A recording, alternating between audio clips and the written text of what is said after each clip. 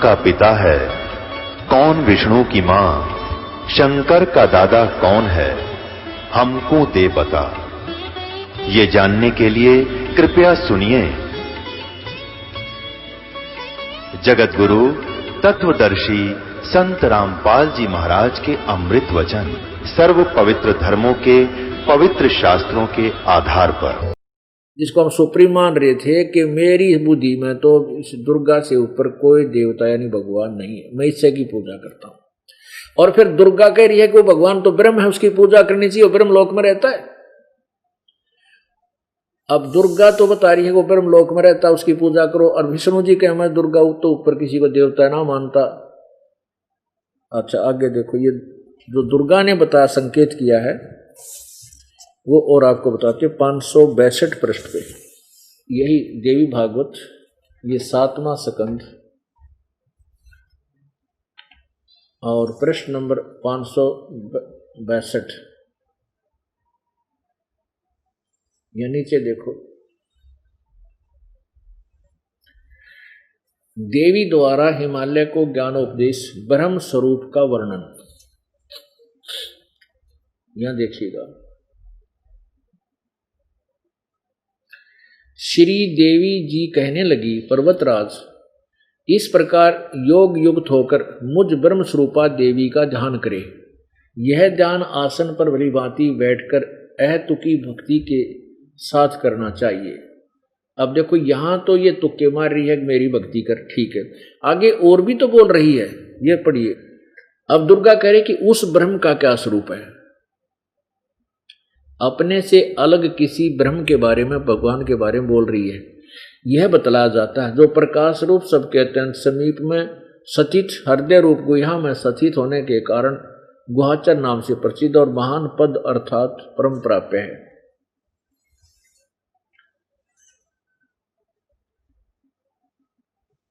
वह समस्त प्रजा के ज्ञान से परे है, अर्थात किसी की बुद्धि माने वाला नहीं है। वह यह तुम जानो। प्रकाश रूप है जो सूक्ष्म से भी अति सूक्ष्म, अत्यंत सूक्ष्म है, जिसमें संपूर्ण लोक और उन लोकों में निवास करने वाले प्राणी स्थित हैं। वही ये अक्षर ब्रह्म है और वही सबके प्राण है, वही सबकी वाणी है और वही सबके मन है। वह परम सत्य और अमृत अविनाशी तत्व है। सौम्य उस वेद ने योग लक्ष्य का, अर्थात जिसको हमने पाना उस ब्रह्म, उस भगवान का, तुम वेदन करो, मन लगाकर उसमें तन्मय हो जाओ। ये देखो क्या लिखा है, उस अक्षर ब्रह्म रूप को ही लक्ष्य बनाकर वेदन करो। उसका पर्वण ओम धनुष है, यानी ओम तो उसका नाम है, जीवात्मा बाण है और ब्रह्म उसका लक्ष्य है, यानी ब्रह्म को पाना है। तुमने ब्रह्म की भक्ति करो, उसी में तन्मय हो जाओ। और फिर बताया कि वह सबका आत्मा ब्रह्मलोक रूप दिव्य आकाश में स्थित है। ब्रह्मलोक रूप दिव्य आकाश में स्थित है, यानी एक देशीय है, एक स्थान पर है और वो ब्रह्मलोक में रहता है। उस ब्रह्म की साधना करो। अब पुण्यात्मा, ये तो निष्कर्ष निकला कि ब्रह्मा विष्णु महेश जी को भी परमात्मा का यानी तत्व ज्ञान नहीं है और वो वेदों से भी परिचित नहीं है, क्योंकि वो खुद स्वयं ही,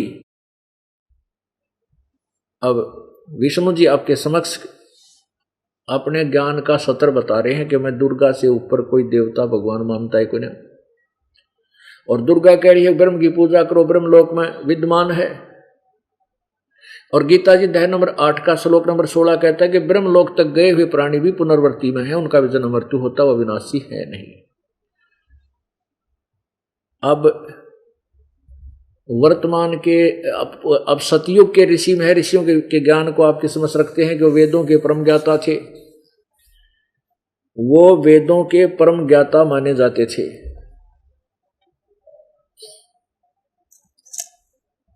और वो दुर्गा की पूजा करते थे। अरे थरा गजब हो, ये मालिक। देखिएगा इसी पवित्र श्रीमद् देवी भागवत में, ये श्रीमद् देवी भागवत आप देखिएगा, ये वही श्रीमद् देवी भागवत है और इसके प्रश्न नंबर 414 पे जन्मेजय ने पूछा, ये सकंद छठा सकंद है, अध्याय 10 है। जन्मेजय ने पूछा, महाभाग किस युग में कैसा धर्म का स्वरूप है, इस संपूर्ण विषय को विशेष रूप से बताने की कृपा करें। व्यास जी बोले, नरप शार्दूल, राजन यह निश्चय है कि सतयुग में ब्राह्मण, और सतयुग के ब्राह्मणों के विषय में जानकारी है या? सतयुग में ब्राह्मण वेद के पूर्ण विद्वान थे। उनके द्वारा निरंतर भगवती जगदम्बिका की आराधना होती थी। भगवती का दर्शन करने के लिए उनका मन सदा लालायित रहता था। गायत्री के ध्यान, प्राणायाम और जप में वे अपना सारा समय व्यतीत करते थे। माया बीज का जप करना उनका प्रधान कार्य था। प्रत्येक गांव में शक्ति मंदिर यानी दुर्गा के मंदिर का उद्घाटन हो, इस विषय की उनके मन में बड़ी उत्सुकता थी। अपने आत्माओं, ये तो आपको ज्ञान समझ में आ गया होगा कि सतयुग के ब्राह्मण भी नौके वेद के परम ज्ञाता थे, वेदों के पूर्ण विद्वान थे और दुर्गा की पूजा करते थे। दुर्गा कह रही है कि तो पूजा की होगी, ब्रह्म है, उसकी पूजा करो। तो इसे सिद्ध हुआ हुआ किसे? सतयुग के ब्राह्मण, सतयुग के ऋषि ही ये यहाँ तक सीमित है। अब उन सतयुग के ब्राह्मणों के ज्ञान के स्तर का पता लग गया, ऋषियों का। अब कलियुग वाले ब्राह्मणों का और दिखा देता हूँ आपको। कलियुग ब्राह्मण माने ऋषि, गुरु, ब्राह्मण मीन गुरु, जिसको हम ब्राह्मण मान रहे थे। क्योंकि अब जैसे कोई डॉक्टर लिख रहा है अपने दुकान पर, डॉक्टर की दवाइयाँ की दुकान, डॉक्टर की दुकान, अपने बोर्ड लगा रखा उसने, कृपाराम वैद्य, और वो चाहे दवाई बिल्कुल ना जानता हो, वैसे पुड़िया बांध रहा हो, दो चार एक आधे की छोटी मोटी, तो हमारी दृष्टि में तो वैद्य है, हम तो उसने डॉक्टर ही कहेंगे, डॉक्टर तो दवाई लाया हूं। लेकिन वो डॉक्टर नहीं है जो औषधि ठीक नहीं बताता। इसी प्रकार ये गुरु प्रसिद्ध हो गए थे, लेकिन ये गुरु नहीं थे क्योंकि ये अपने सदग्रंथों से अपरिचित थे। अब ब्रह्मा विष्णु महेश के माता पिता हैं, इनकी जन्म मृत्यु होती है, ये अविनाशी नहीं है। ये विषय अभी तक बहुत जटिल बना हुआ था और हमारी संस्कृत भाषा में लिपिबद्ध उन पुराणों में, पवित्र पुराणों में लिखा था, जिसको ये कलयुग के हमारे ब्राह्मण गुरु, ये ऋषि महर्षि कहलाने वाले, ऋषि कहो चाहे ब्राह्मण कहो एक ही बात है, तो इन चाहे गुरु कहो, तो ये धार्मिक ज्ञान मार्ग दर्शन करने वाले हमें ये भी नहीं बता सके ब्रह्मा विष्णु महेश के माता पिता क्या हैं, कौन हैं, और ब्रह्मा विष्णु महेश की क्या स्थिति है, ये नासवान हैं, ये हमें अजर अमर बताते थे। तो इनके द्वारा बताएगी भक्ति विधि कैसी होगी, अंडरस्टूड है। व्यर्थ शास्त्र विरुद्ध, जो गीता जी के अध्याय नंबर 16 के श्लोक नंबर 23 में कहा कि अर्जुन शास्त्र विधि को त्याग कर जो मनमाना आचरण करते हैं, जो मनमानी पूजाएं करते हैं, उनको ना तो कोई सुख हो, ना उनकी कोई गति हो, ना उनको कोई सिद्धि प्राप्त हो, अर्थात यूजलेस।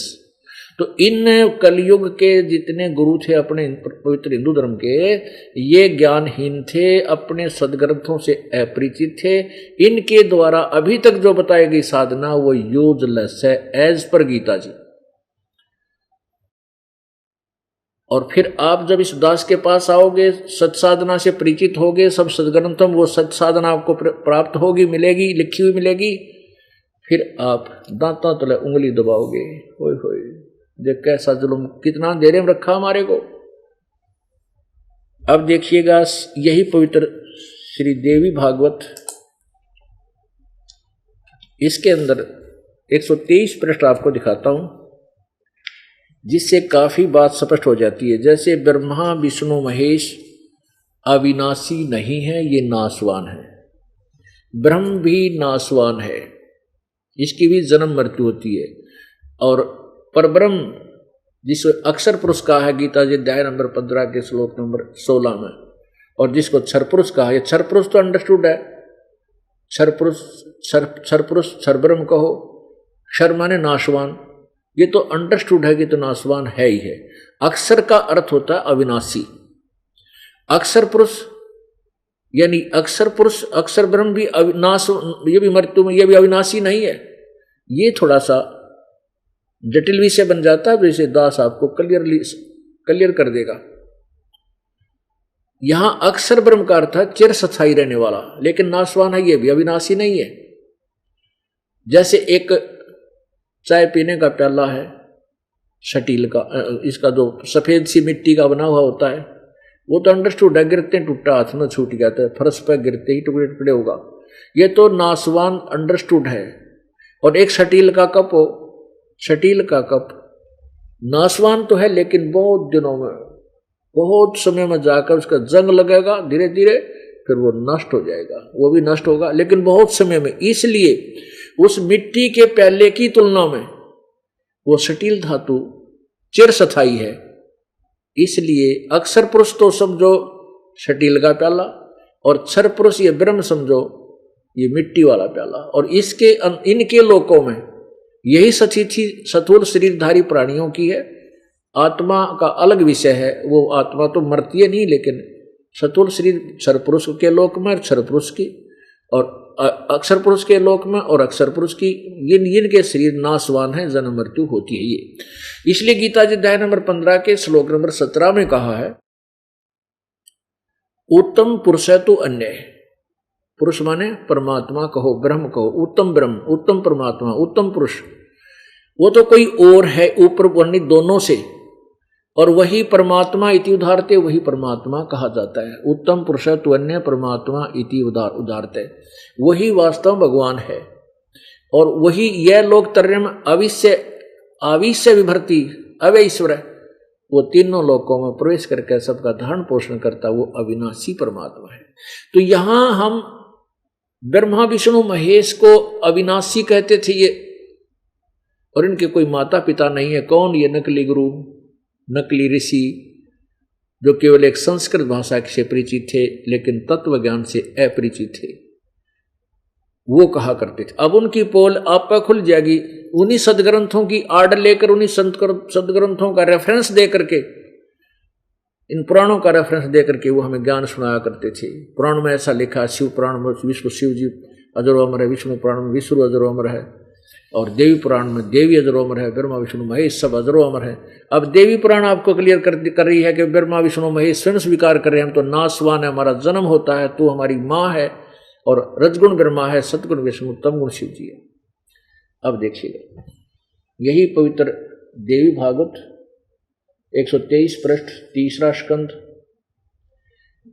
अब भगवान विष्णु अपनी माता दुर्गा की महिमा बता रहे, स्तुति कर रहे हैं। तुम शुद्ध स्वरूपा हो, यह संसार तुम्ही से उद्भासित हो रहा है। मैं ब्रह्मा और शंकर, हम सभी तुम्हारी कृपा से विद्यमान हैं। हमारा आविर्भाव अर्थात जन्म और तिरोभाव अर्थात मृत्यु हुआ करता है। केवल तुम ही नित्य हो, जगत जननी हो, प्रकृति और सनातनी देवी हो। यहां देखो, भगवान शंकर बोले, माता यदि महाभाग विष्णु तुम्ही से प्रकट हुए हैं, तो उनके बाद उत्पन्न होने वाले ब्रह्मा भी तुम्हारे बालक हुए। फिर मैं तमोगुणी दिला करने वाला शंकर क्या तुम्हारी संतान नहीं हुआ? अर्थात मुझे भी उत्पन्न करने वाली तुम ही हो। अब ध्यान से पढ़ो कि शंकर भगवान कह रहा है कि विष्णु भी आपका बेटा, उसके बाद कहते ब्रह्मा उत्पन्न है, वो भी आपका बालक। फिर मैं क्या तेरा पुत्र नहीं हुआ? मैं तमोगुण शिव, यानी तमोगुण शिव है। अच्छा, यहाँ और क्लियर कर दिया। अब इसी एक छोटे से रेफरेंस से बहुत कंसेप्ट क्लियर हो जाएंगे। इस संसार की सृष्टि, स्थिति और संहार में तुम्हारे गुण सदा समर्थ हैं। उन्हीं 3 गुणों से उत्पन्न हम ब्रह्मा विष्णु एवं शंकर नियमानुसार कार्य में तत्पर रहते हैं।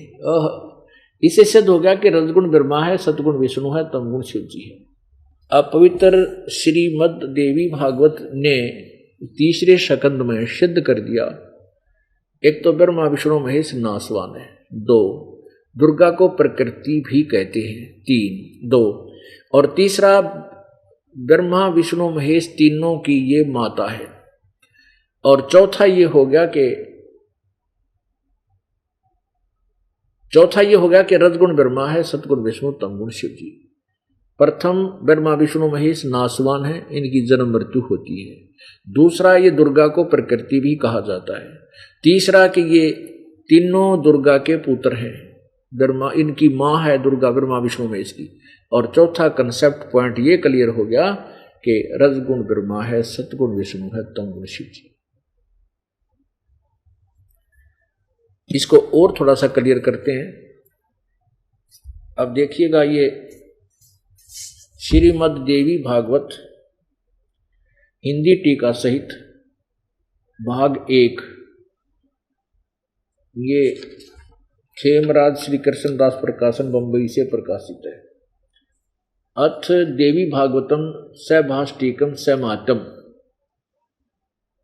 खेमराज श्री कृष्णदास प्रकाशन बंबई से। इसके तीसरे स्कंद में आपको ले चलते हैं।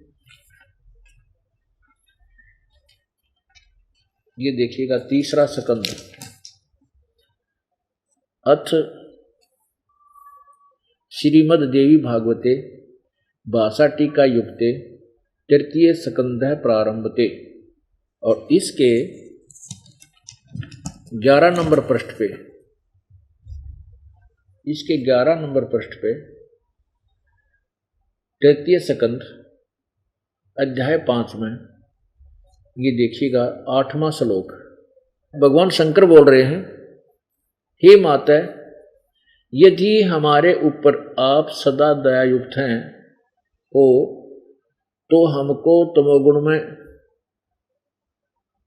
किस प्रकार प्रदान किया है?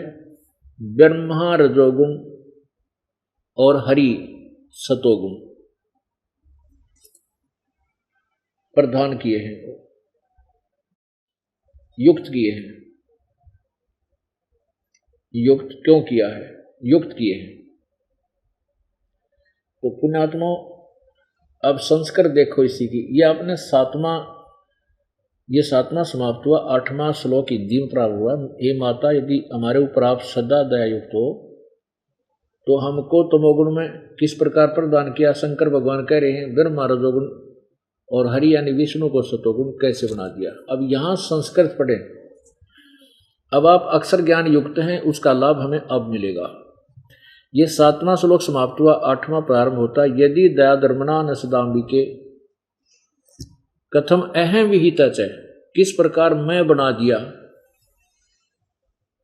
तमोगुण। मैं तमोगुण क्यों बना दिया? कमल जय, कमल से उत्पन्न होने वाले ब्रह्मा को रजोगुण संभव है, रजोगुण क्यों बना दिया, उत्पन्न किया।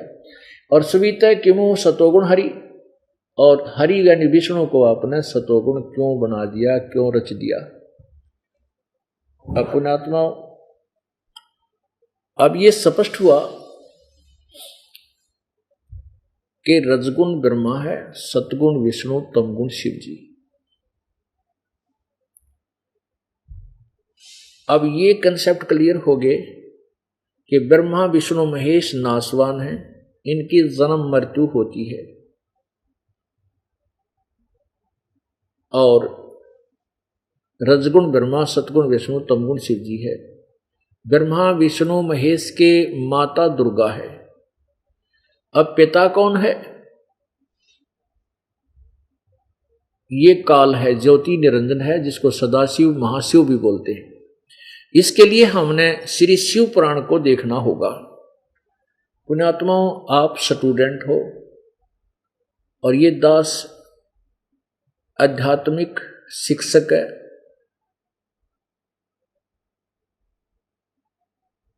और आप यहाँ कुछ ही समय आने मिलते हो इस स्कूल में, इस विद्यालय में।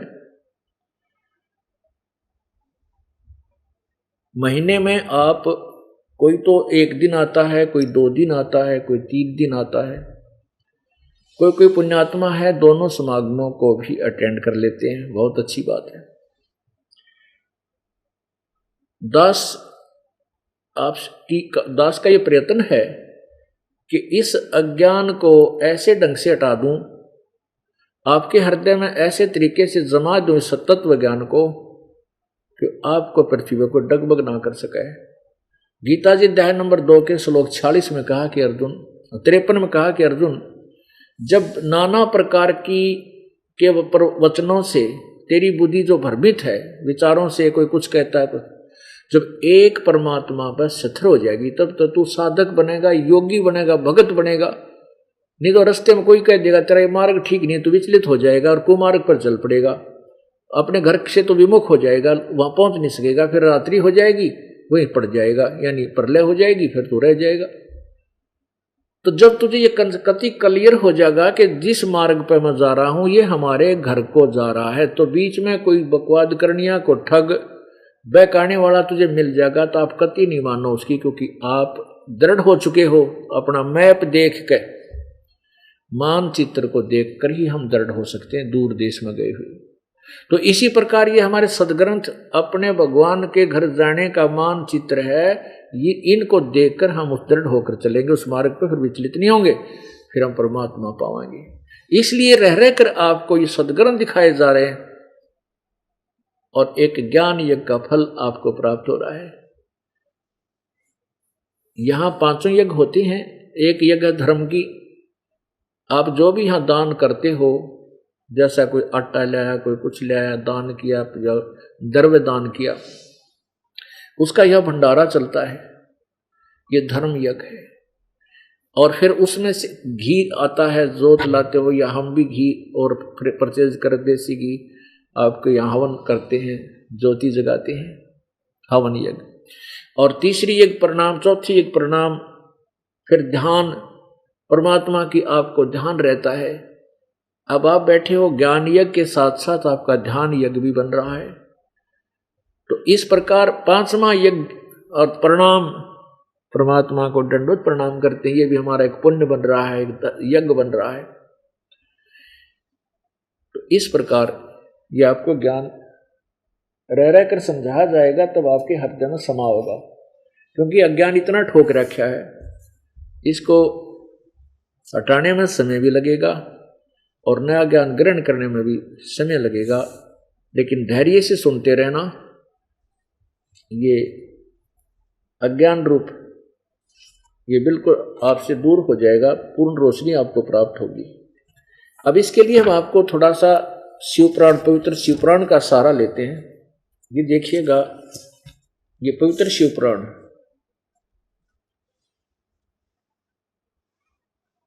संपादक है हनुमान प्रसाद पोदार और प्रकाशक हैं गीता प्रेस गोरखपुर। प्रकाशक एवं मुद्रक गीता प्रेस गोरखपुर, गोविंद भवन कार्यालय, कोलकाता का संस्थान। अब देखो यहाँ पर, यहाँ देखिएगा, ये अध्याय 5 समाप्त होता है। ये प्रश्न नंबर 98 संक्षिप्त शिवपुराण और रुद्र संहिता, ये 5वां अध्याय समाप्त होता है। 6ठा आगे प्रारंभ होगा। अपने पुत्र नारद की यह बात सुनकर लोक पिता में ब्रह्मा यहां इस प्रकार बोले।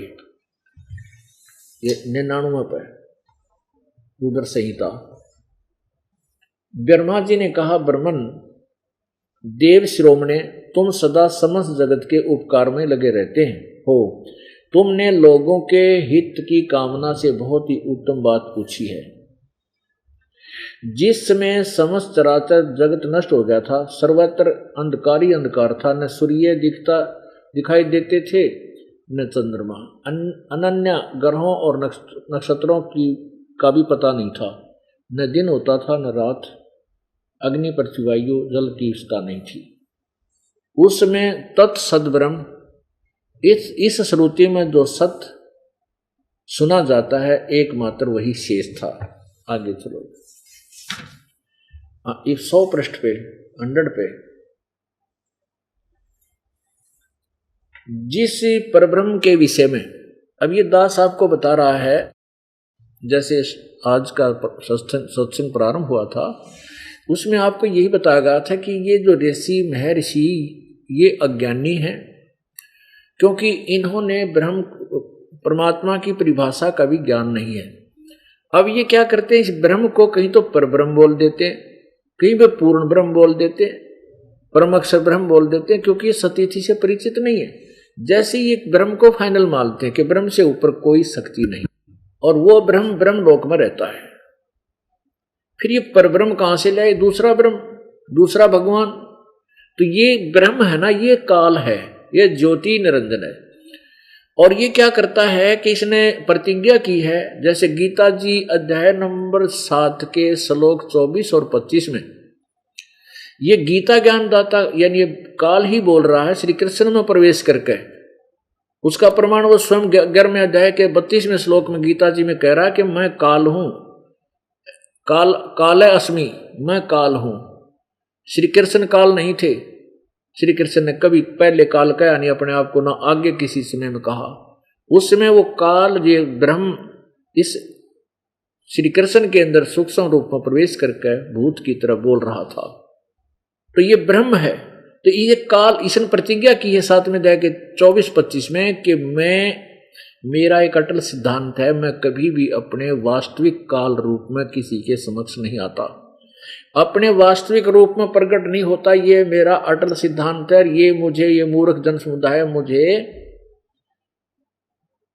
मुझ अव्यक्त को, अव्यक्त माने मैं अपनी योग माया से छुपा रहता हूं, गुप्त रहता हूं, मुझ अव्यक्त को ये व्यक्त मान रहे हैं, श्री कृष्ण मान रहे हैं।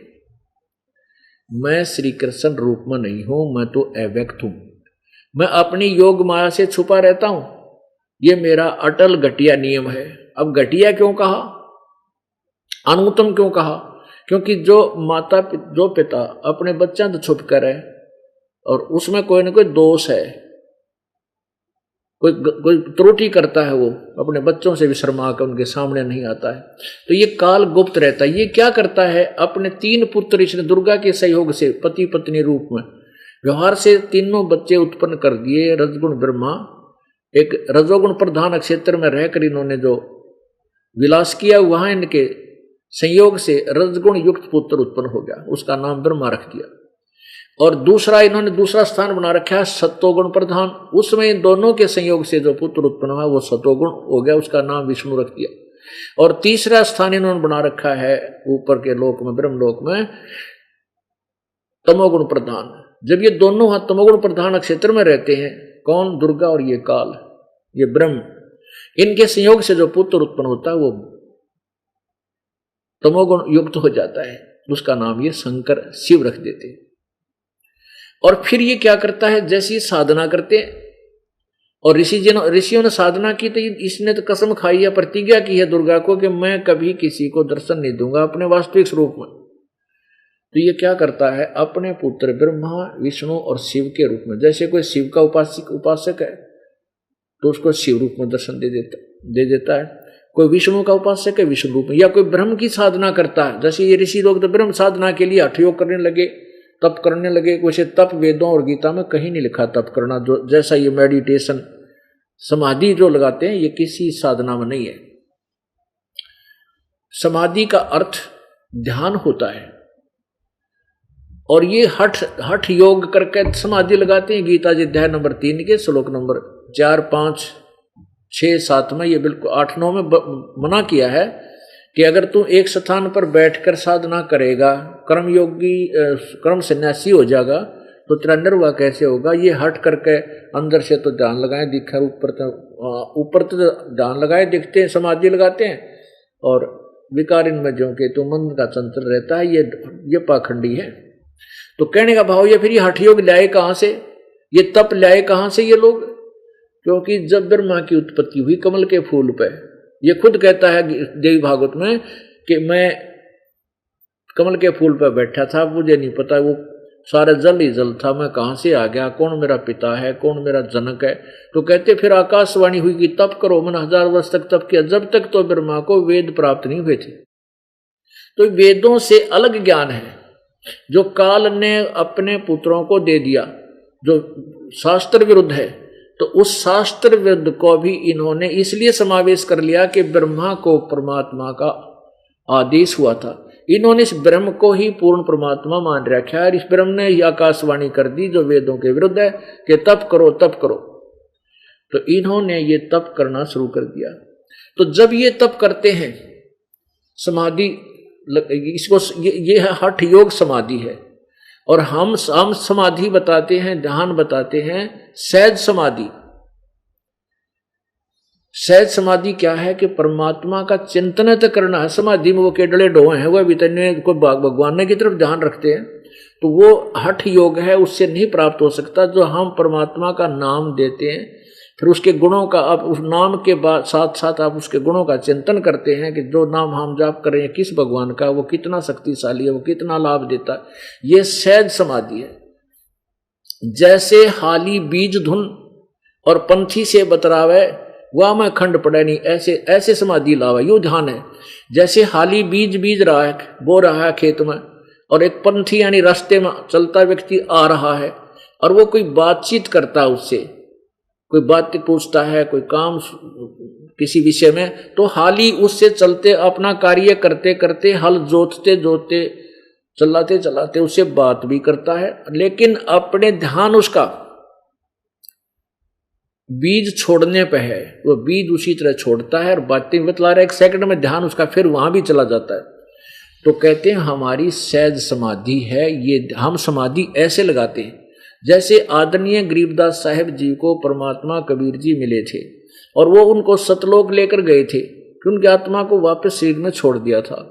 उसके बाद उन्होंने जब ये परमात्मा के द्वारा दिए हुए, उस परमेश्वर ने अपने कंप्यूटर से ये ज्ञान गरीबदास जी के कंप्यूटर में फीड कर दिया, इसके अंतःकरण में फीड कर दिया, तो उसको कॉपी कर दी, फैक्स कर दिया। तो उससे क्या हुआ, अब गरीबदास जी ने फिर वो ज्ञान लिखवाना शुरू किया। तो उस ज्ञान अपने बैठ कर लिखवा रहा है, अब सदग्रंथ में गरीबदास जी बोल रहे हैं और एक लेखक लिख रहा है। परमात्मा बता रहे हैं, गरीबदास साहब जी कह रहे हैं कि जो मैं तुझे अब बोल रहा हूं ना, वहां ऐसा है, ब्रह्मा का लोग ऐसा है, उसके ऊपर ऐसा है, ये मैं 80 अरब कोस समाधि मार्ग से बातें बोल रहा हूं। समाधि से 80 अरब कोस ऊपर मेरी समाधि जा चुकी है और वहां की बातें मैं अब बोल रहा हूं। अब कौन से वो हठयोग कर रहे थे ना, आंखें खुली हैं, बोल रहे हैं और वहां देखा बता रहे, वो समाधि है। तो ऐसे ही हमारी सहज समाधि है। आंखें बंद करके हठ योग करना ये किसी भी सदग्रंथ में प्रमाणित नहीं है। ये जो मेडिटेशन का ढोल पीट रखा है ये बिल्कुल शास्त्र विरुद्ध है। मेडिटेशन कहां तक सीमित कर दिया, आंखें बंद करके, इसको मेडिटेशन कहते नहीं। हमारा मेडिटेशन सहज है, सिंपल है, साधारण, जो जन साधारण कर सकता है। काम करते करते, नाम उठत नाम बैठत नाम सोवत जागबे, नाम खाते नाम पीते नाम सेती लागबे। यजुर्वेद अध्याय नंबर, पवित्र यजुर्वेद अध्याय नंबर 40 के मंत्र नंबर 15 में कहा कि वायु अनिलम अमृतम इथम अथ इदम भस्मांतम शरीरम ओम कर्तो समर किलवे समर और कर्तुम समर। ओम नाम का जाप काम करते करते, कार्य करते करते, काम करने वाले वर्कर यानी किस व्यक्ति तो काम करते करते उसका ओम का सिमरण कर, और किलवे समर विशेष कसक से, कहते हैं ऊपर ले मन तो भगवान भजनते कोई लाभ नहीं, हृदय से उसकी चाह करके जैसे तड़प करते हैं उस तरह उस तड़प के साथ कलिवे माने विशेष कसक, विशेष श्रद्धा, पूरी श्रद्धा के साथ कर, और कर्तु समर यानी अपना मूल कर्तव्य सान कर। मनुष्य जीवन का मूल कर्तव्य है परमात्मा भक्ति, उसको प्राप्त करना। बाकी जो पेट के लिए धंधा करना है ये तो हमारा एक ये कर्म तो है ही है, इसके साथ साथ मूल यानी हमने रोटी खा ली, खाना खा लिया, बढ़िया कपड़े पहन लिए, बच्चे भी पैदा कर लिए, पाड़ पोष भी दिए, और फिर क्या किया, गधे बन गए। इस कार्य के साथ साथ हमारा मूल उद्देश्य खाना खाया। कहते हैं कबीर खुदा है कुकरी करे भजन में भंग, और इसको टुकड़ा डाल कर भक्ति करो निसंग। अब पेट में तो भूख लगेगी और ये भजन में भंग करती है, तो इसमें अपना काम करो इतना कि आपका गुजारा ठीक चले, और फिर रोटी खाना खाओ और भक्ति में लग जाओ। और ऐसा तरीका बता दिया परमात्मा ने, काम करते करते भक्ति करो, बता दिया। क्या ये तो फाइनल यही है। सब सदग्रंथ ही बताते हैं कि हठ योग करना तो व्यर्थ है। काम करते रहो, भगवान का नाम जपते रहो, ध्यान करो, उसको याद रखो, तो परमात्मा मिलना आसान है, मोक्ष हो जाएगा। तो इसमें क्या बताया है, यजुर्वेद अध्याय नंबर 40 के मंत्र नंबर 15 में भी यही कहा कि वही सवसम वेद यानी सच्चिदानंद घन की वाणी में लिखा है कि नाम उठत नाम बैठत नाम सोवत जागवे, नाम खाते नाम पीते नाम सेती लागवे। वही वेद बता रहे हैं, वही सवसम वेद बता रहा है, सच्चिदानंद घन की वाणी बता रही। हमारा प्रसंग ये था, ये काल ब्रह्म ये क्या करता है, जैसे इन ऋषियों ने वेदों को पढ़ा, जैसा इन्होंने समझा कि ओम नाम का जाप ब्रह्म का है। ये गीता जी अध्याय नंबर 40 के श्लोक नंबर 17 में स्पष्ट किया है कि वो परमात्मा तो ऊपर गुप्त है और मेरा मुझ ब्रह्म का, मैं आकाश में ब्रह्मलोक में रहता हूं, मेरा एक ओम नाम है। तो इस ओम नाम को ब्रह्म परमात्मा का मान लिया, यानी ब्रह्म को सुप्रीम पावर मान ली, इसीलिए परब्रह्म, पूर्ण ब्रह्म, अविनाशी, इस ब्रह्म को ही बोल रहे हैं ये। तो ये क्या करता है, जब ओम नाम के जाप करते हुए इन्होंने हठ योग भी किया या वैसे साधना करते रहे, स्तुति करते रहे, वेदों के मंत्र की जैसे गायत्री मंत्र बना रखे हैं इन्होंने। गायत्री मंत्र कोई अलग से नहीं है, इन्होंने इसके साथ ओम शब्द लगा दिया, जो यजुर्वेद अध्याय नंबर 36 का मंत्र 3 है। इसके आगे अपनी चतुरता दिखाकर ओम नाम लगा दिया, जबकि परमात्मा ने जो सेंटेंस दे बना दिया, मंत्र बोल दिया, उसमें कोई हमने आगे पीछे जुगाड़ नहीं जोड़ना चाहिए। वो हमारी नालायकी और मूर्खता है। क्या परमात्मा अज्ञानी था जो उसमें ओम लाना भूल गया? नहीं, ओम नहीं लगाना। भूर भव स्वय तत्सवितुर्वरेण्यम भर्गो देवस्य धीमहि धियो यो न प्रचोदयात्। ये यजुर्वेद अध्याय नंबर 36 का मंत्र 3 है। और इस एक मंत्र की आवर्ती करना, बार बार रिपीटेशन करना, रट्टा लगा लेने से मोक्ष नहीं है। क्योंकि अब जैसे उसमें लिखा है कि परमात्मा सर्वशक्तिमान है, स्वयंभू है, सारी सृष्टि का रचनहार है, कुल का मालिक है, और सब, हे परमात्मा हमारी बुद्धि को आपके चरणों में लगाओ, सतज्ञान दो। अब इसने 100 बार कह लें, 1000 बार पढ़ लें, इससे वह चीज बिल्कुल कोई ना। जैसे बिजली के गुणों में लिखा है, बिजली पंखा चलाती है, अंधेरे को उजाले में बदल देती है। वो पढ़ते रहो, उसके गुणों को पढ़ते रहो और कनेक्शन ले कोई ना।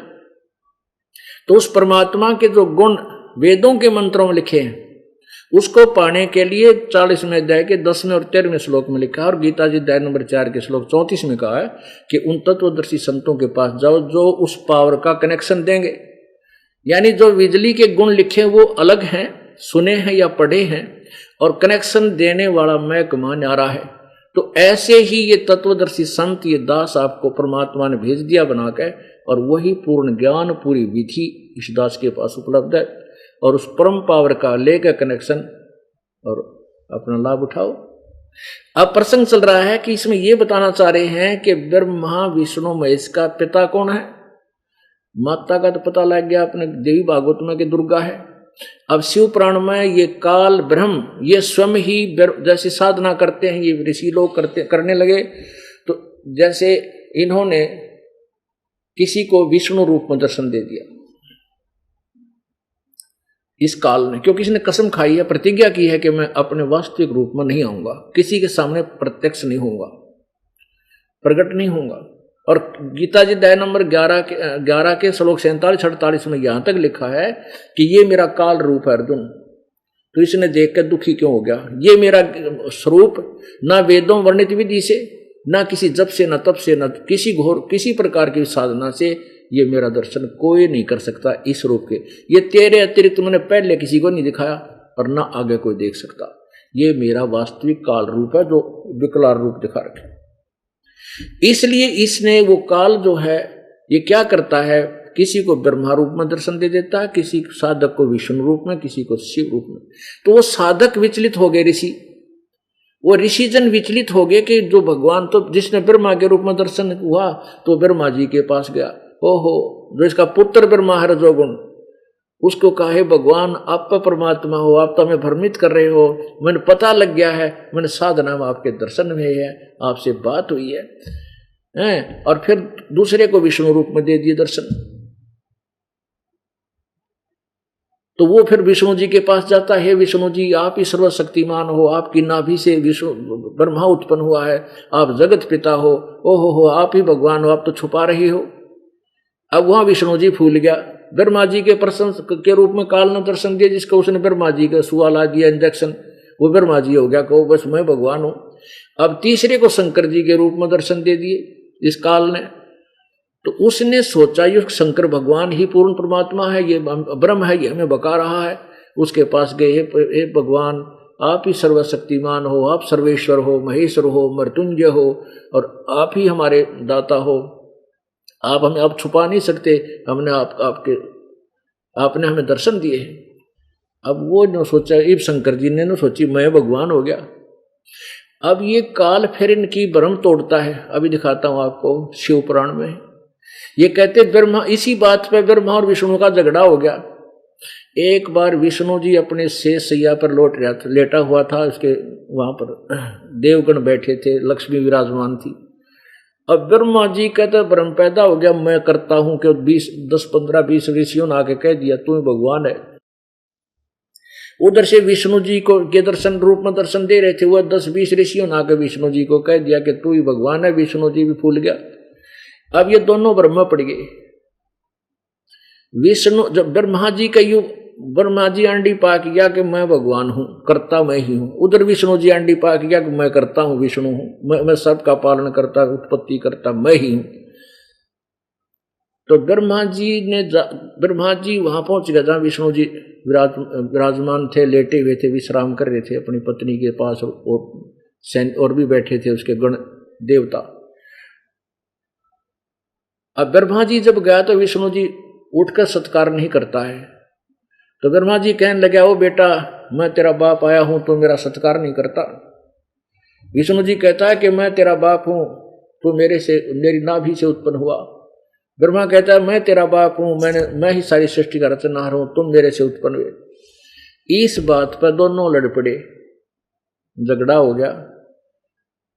फिर यो काल जो है सदाशिव रूप में, ब्रह्मा विष्णु की लड़ाई थी, वहां इसने विष्णु शंकर रूप बना लिया और उनके शंकर रूप में आया। उससे पहले उसने एक स्तंभ, एक बहुत तेजों में खंभा उनके दोनों के बीच में गाड़ दिया, लड़े थे। फिर ऊपर नीचे देखकर वो आए, ब्रह्मा ने झूठ बोल दिया, मैंने इसका अंड पाया। विष्णु ने सच्ची बता दी कि मैंने इसका अंड पाया नहीं कहीं पर भी। ब्रह्मा ने झूठ बोला, उसका एक सिर काट दिया इस काल भगवान ने, जो सदाशिव रूप में दर्शन दे रहा था। फिर इन दोनों विष्णु और ब्रह्मा और शिव, इन शंकर महेश का भ्रम निवारण किया कि तुम अपने आप को भगवान कहते हो, तुम भगवान नहीं हो, तुम ईश नहीं हो। इससे सिद्ध हो गया ब्रह्मा विष्णु महेश भगवान भी कोई ना। दास नहीं कह रहा, ये अपने सदग्रंथ बता रहे हैं। अभी दिखाता हूं आपको इन सदग्रंथों में। अब आप शिव महापुराण पढ़ रहे हैं जो गीता प्रेस गोरखपुर से प्रकाशित है। फिर एक और दिखाया गया दास आपको, जो ये खेमराज श्री कृष्ण दास प्रकाशन बंबई से प्रकाशित है।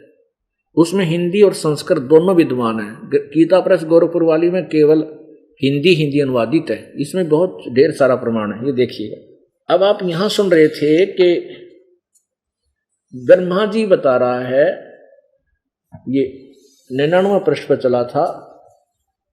ब्रह्मा जी ने कहा ब्राह्मण नारद के पूछने पर, देव श्रोमणी तुम सदा समस्त जगत के उपकार में लगे रहते हो, तुमने लोगों के हित की कामना से बहुत उत्तम बात पूछी है।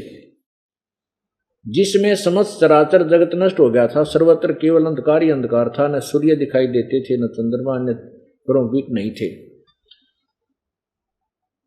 उस समय तत्सद्ब्रह्म, इस श्रुति में जो सत्य सुना जाता वही एकमात्र शेष था।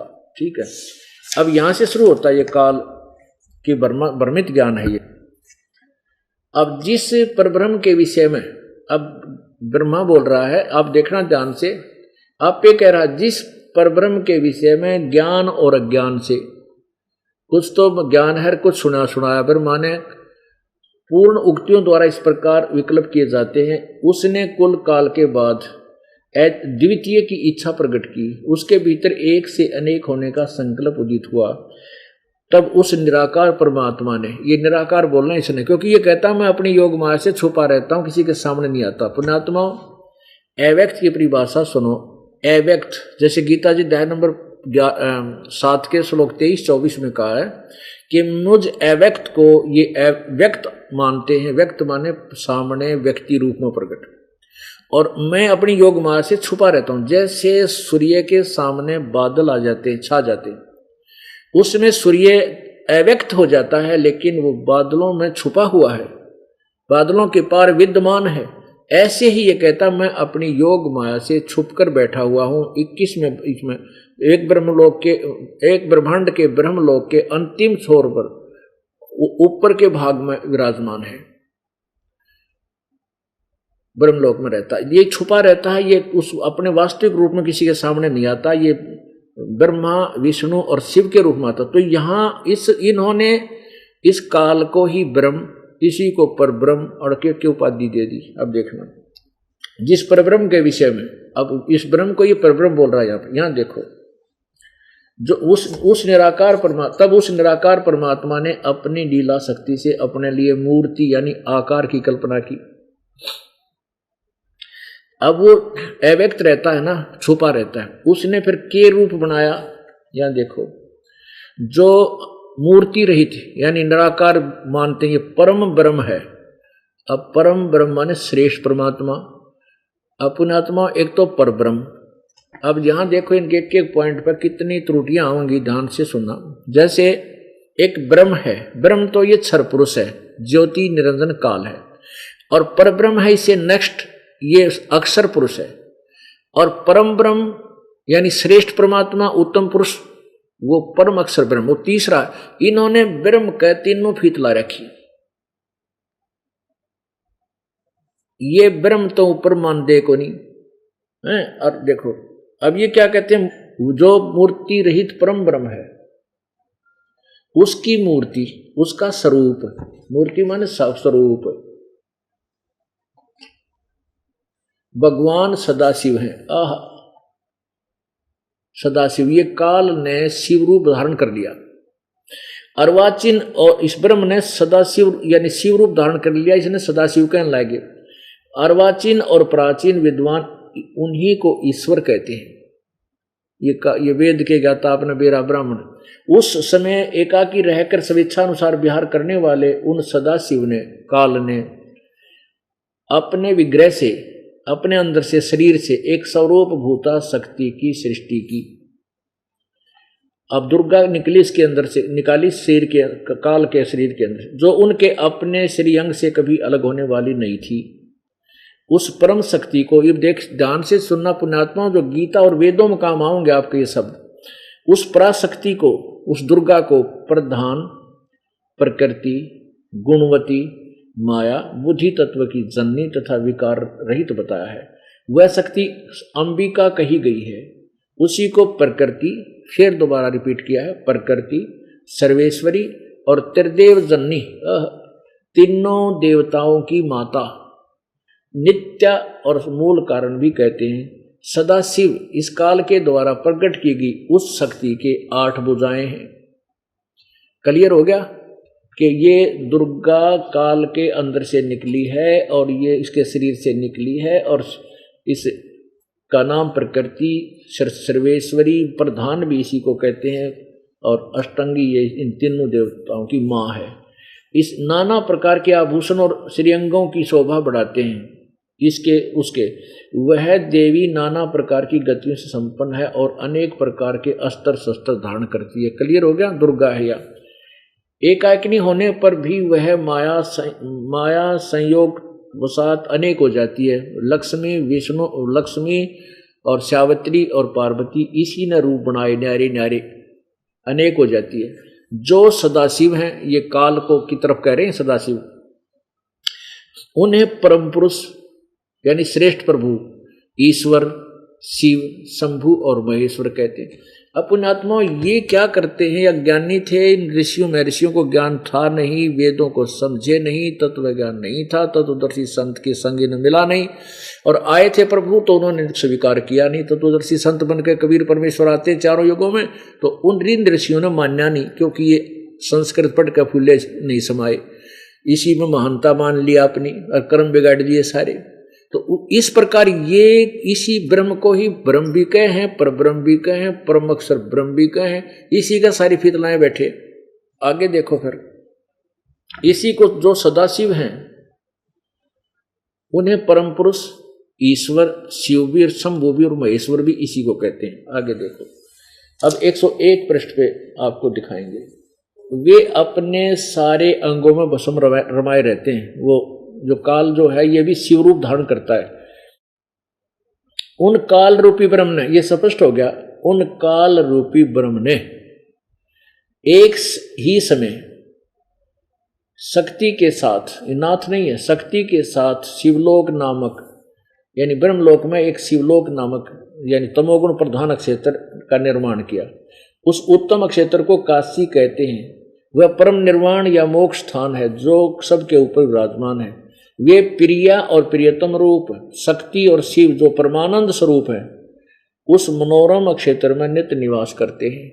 काशी पूरी परमानंद रूपणी है। शिव और शिवा ने, दुर्गा और काल ने प्रलय काल में भी कभी उस क्षेत्र को अपने सानिध्य से मुक्त नहीं किया। अब देखो कमाल हो गया। अब ब्रह्मा जी बता रहा है अपने पुत्र नारद को, देव से एक समय उस आनंद वन में रमण करते हुए शिवा और शिव के, दुर्गा और काल के मन में यह इच्छा हुई कि किसी दूसरे पुरुष की यानी कोई और बच्चा पैदा किया जाए, सृष्टि करनी चाहिए, जिस पर यह सृष्टि संचालन का महान भार रखकर हम दोनों केवल काशी में रहकर इच्छा अनुसार विचरें और निर्वाण दान करें। ऐसा निश्चय करके शक्ति सहित दुर्गा को साथ लेकर के सर्वव्यापी परमेश्वर शिव ने इसका सारी फीतला दी। सर्वव्यापक परमेश्वर अपने वाम भाग के 10वें अंग पर अमृत मल दिया, यानी पति पत्नी विवाह किया दोनों ने। फिर वहां से एक बच्चा उत्पन्न हुआ, पुरुष प्रकट हुआ। ये देखो उसका नाम क्या रखा। शिव ने कहा, वत्स बेटा, व्यापक होने के कारण तुम्हारा विष्णु नाम विख्यात हुआ। अब यहां देखो 103 पृष्ठ पर ब्रह्मा कहता है मेरी उत्पत्ति भी इसी प्रकार दुर्गा और इस काल से हुई। ब्रह्मा जी कहते हैं देव से तत्पश्चात कल्याणकारी परमेश्वर सांब सदाशिव ने पूर्ववत प्रयत्न करके जैसे विष्णु उत्पन्न किया, मुझे भी अपने दाहिने अंग से उत्पन्न किया। अपनात्मा अब रह गया तीसरा। वो तीसरा कौन है? ये रुद्र कहो, महेश कहो, शिव कहो। अब ये अनुवाद करता जो श्री शिव पुराण का अनुवाद करने लगा संस्कृत से विचलित हो गया। उसने कुछ अनुवाद करना गोलमोल कर दिया, लेकिन वो सच्चाई छुप नहीं सकती। ये देखना अब 9वें अध्याय में 110 पृष्ठ पे इसी शिव पुराण में, रुद्र संहिता शिव पुराण, और ये 9वां अध्याय समाप्त होता है। यहाँ इसके लास्ट में इस प्रकार ब्रह्मा, विष्णु और रुद्र इन 3 देवताओं में गुण हैं, यानी रजगुण ब्रह्मा है, सतगुण विष्णु, तमगुण शिव। इन 3 देवताओं में गुण है, परंतु शिव, अब ये शिव कौन है? ये काल अपने पुत्र शिव का रूप धारण कर रहा है। इसमें गुणातीत माने गए। ये 4 हो गए, ब्रह्मा, विष्णु और ये शंकर यानी रुद्र, और चौथा ये शिव, ये काल शिव। ये भी शिव है रुद्र को भी, और ये शिव जो है ये काल है, यानी 4 हो गए। एक ब्रह्मा, अब शिव पुराण ने स्पष्ट कर दिया ब्रह्मा, विष्णु और इस महेश के पिता कौन है? काल, यानी ये ज्योति निरंजन ब्रह्मरूपी काल, और दुर्गा इनकी माँ है। अब आपको शिव महापुराण जो खेमरा श्री कृष्ण दास प्रकाशन से प्रकाशित है वो स्पष्ट करेगा। ये काल कहता है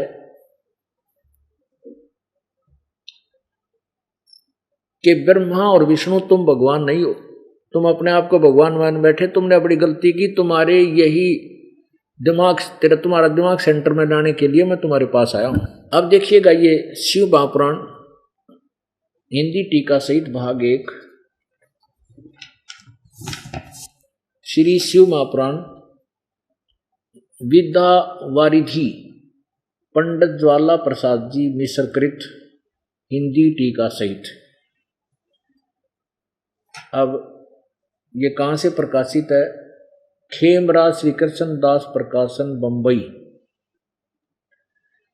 अब इसमें आइए आप ये देखिएगा, ये प्रश्न नंबर 2 है शिव पुराण और रुद्र संहिता। शिव पुराण 2 पृष्ठ, रुद्र संहिता भाग 2 के 1 अध्याय में 17वें श्लोक में कहा है कि ब्रह्मा विष्णु महेश ये तीनों देवता शिव के अंश से प्रकट हैं। हो गया स्पष्ट, 4 हो गए। ये ब्रह्मा विष्णु महेश ये तीनों देवता शिव के अंश से प्रकट हैं। अब क्या है, ज्यादा विस्तृत ना बता करके थोड़ा प्रमाण देगा ये दास आपको। अब जैसे आपको बताया कि ब्रह्मा जी दूसरों के कहने से अपने आप को भगवान मान बैठे, उधर से विष्णु ऐसे ही मान बैठे, तो दोनों का इससे बात पे युद्ध हो गया। विष्णु कहता मैं तेरा बाप, ब्रह्मा कहता मैं तेरा बाप। और ये तो बात, इस तरह की बातें तो चौथी दूसरी तीसरी चौथी कक्षा के बालक लड़ा करें। उन्होंने क्या कर, इसने मुझे बाप कह दिया, मैं तेरा बाप, उन्होंने कहा मैं तेरा बाप, मैं तेरा बाप। वो मुक्का वो उसकी गिरबान पकड़ दे, फिर टीचर के पास जाए, वो पूछे भाई के क्या लड़ाई है तुम्हारी। वो यूँ कहता, इसने यूँ बोला मैं तेरा बाप, ना जी यूँ बोला मैं तेरा बाप, इसलिए लड़ रहे। ये हमारे वो भगवान हैं जिनको हम सुप्रीम पावर मानते थे, जो चौथी कक्षा के बालकों की तरह लड़े। और हम मोक्ष की बात इंतजार करते हैं, हमारा कल्याण हो, हमारे पाप कटें।